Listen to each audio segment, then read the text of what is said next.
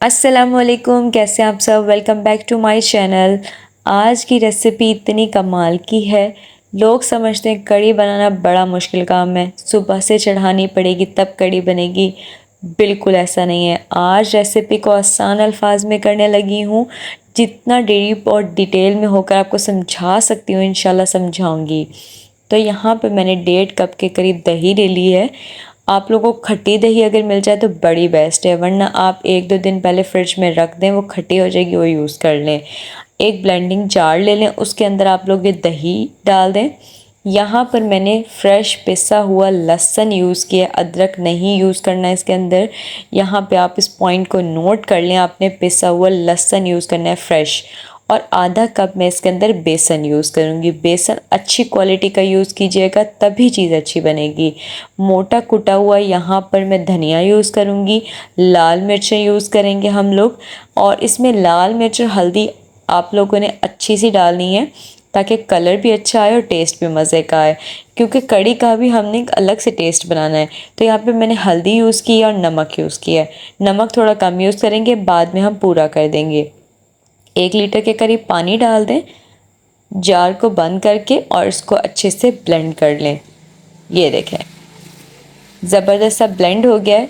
ये ज़बरदस्त बनेगी इंशाल्लाह। बहुत ऑथेंटिक किस्म की मैं आपको रेसिपी देने लगी हूँ, जो हमारी ख़ानदानी है, और इंशाल्लाह ये बहुत ज़बरदस्त बनेगी। एक छाननी रख लें उस बर्तन के ऊपर जिस बर्तन में आप लोगों ने इसको बनाना है।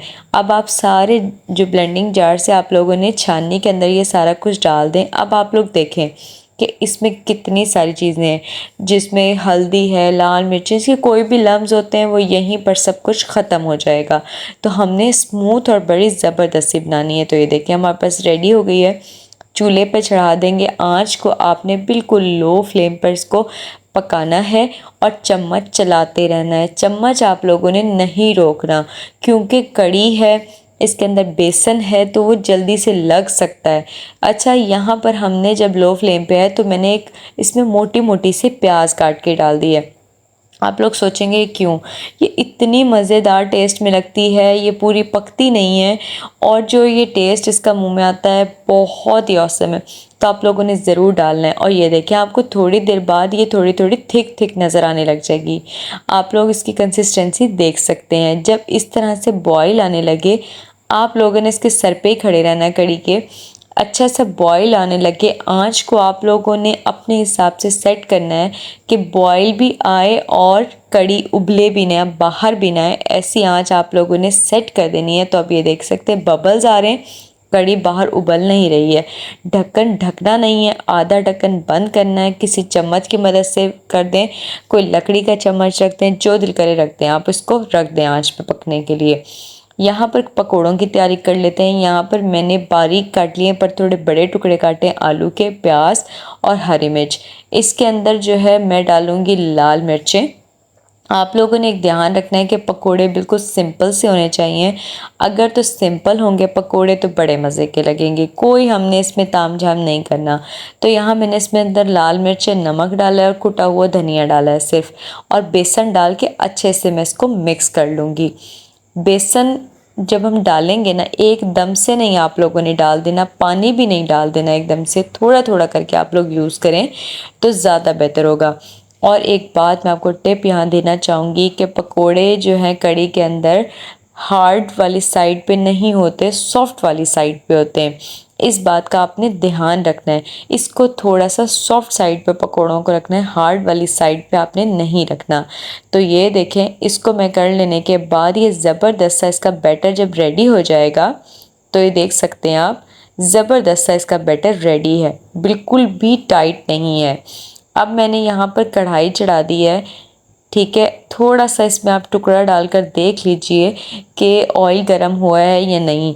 मैं सरसों के तेल में जो है तल रही हूँ पकोड़े, और ये बताने का मकसद ये है कि मैं आगे आपको बताऊंगी कि मैं इस ऑयल को यूज़ आगे करना चाहती हूँ, पर मैं इसलिए नहीं कर सकती क्योंकि मैं सरसों के तेल में पकोड़े तल रही हूँ, वरना यही ऑयल आगे यूज़ होगा। अगर आप सिंपल ऑयल यूज़ करें वो आपको मैं बताऊंगी कि आपने उसका क्या करना है। पकोड़े डाल दें, और आपने कम से कम 6 से 7 मिनट हल्की आंच पे पकोड़ों को तलना है।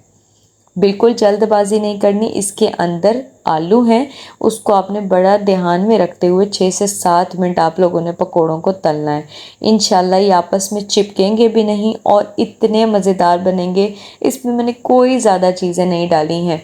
पकोड़े भी सिंपल हैं, कड़ी भी सिंपल है। चीज़ को जितना सादा रखेंगे उतनी ही लज्जत आएगी।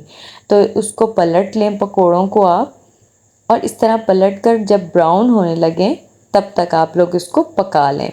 तो ये देखें, बस आपने ये ध्यान रखना है कि आलू हैं तो कुछ टाइम दीजिए, फ़ौरन से पकोड़े तल तल के आपने निकालते नहीं जाना। और आपने ये काम करना है, क्योंकि मैं तो आपके सामने ये कर रही हूँ इसलिए मेरे पास एक चूल्हा है। तो आपने करना क्या, एक चूल्हे पे कढ़ी होनी चाहिए, एक पे पकोड़े होने चाहिए। अब ये जब गरम गरम पकोड़े निकल रहे हैं ना, तो अब कढ़ी का ज़रा देख लेते हैं हाल। ये आपने साथ साथ ही काम करने। अच्छा सा बॉईल आ रहा था इसमें। अब मैंने थोड़ा इसको आंच को कम कर दिया है क्योंकि ये अच्छी सी थिक हो गई है, कम भी हो गई है। तो आप लोग ये देख सकते हैं। अब इसको रख देते हैं 3 से 4 मिनट और। अब ये देखिए यहाँ पर जब बॉईल आने लगेगा ना, मैंने थोड़ी सी तेज़ आंच की। अब इसके अंदर ये गरम गरम आपने पकौड़े डाल देने हैं। तो मैंने इसलिए आपको कहा था एक चूल्हे पे कढ़ी होनी चाहिए, एक पे पकोड़े होने चाहिए।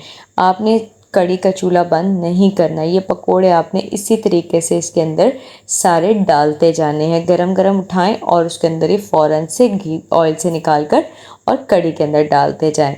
तो ये देखें, ज़बरदस्त से पकोड़े इसके अंदर जा चुके हैं। अब पकोड़ों को भी आपने कम से कम 3 से 4 मिनट इसके अंदर पकाना है। पकोड़े अच्छे से हो जाने चाहिए नरम।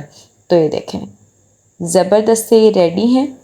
अब इसका हमने ढक्कन ढक देना है, चूल्हा कर देना है बंद। अब मैं आपको बताऊं कि मैंने आपको क्यों कहा कि मैं सरसों का तेल यूज़ कर रही हूँ। वो इसलिए कि जो पकोड़ों का ऑयल बचता है ना, उसी के अंदर आपने तड़का तैयार कर लेना है। क्योंकि मैं मस्टर्ड ऑयल यूज़ कर रही हूँ तो मैं इसमें तड़का तैयार नहीं कर सकती, इसलिए मैंने अलग से ऑयल का इसमें तड़का बनाया है। तो इसमें मैंने प्याज, लहसुन और सिर्फ ज़ीरा डाला है। चम्मच लाते रहें कि लहसुन ना पहले जल्दी से ब्राउन हो जाए, या प्याज देर तक होगी तो लहसुन बहुत जल्दी हो जाएगा, ज़ीरा भी जल्दी से खुशबू दे देगा। तो आप लोगों ने चम्मच लाते रहना है ताकि अच्छी तरीके से हो जाए ये। और जब ब्राउन हो जाए तो आप लोगों ने कढ़ी को रख लेना है निकाल के, और ये आपका रेडी है। अगर आपको मेरी ये वीडियो अच्छी लगी और आप लोगों को कुछ अच्छी चीज़ें समझ आई तो आप लोगों ने चैनल को सब्सक्राइब कर देना, लाइक कर देना, शेयर कर देना। वीडियो को इस तरह देखने के लिए बड़ा शुक्रिया। अल्लाह हाफिज़।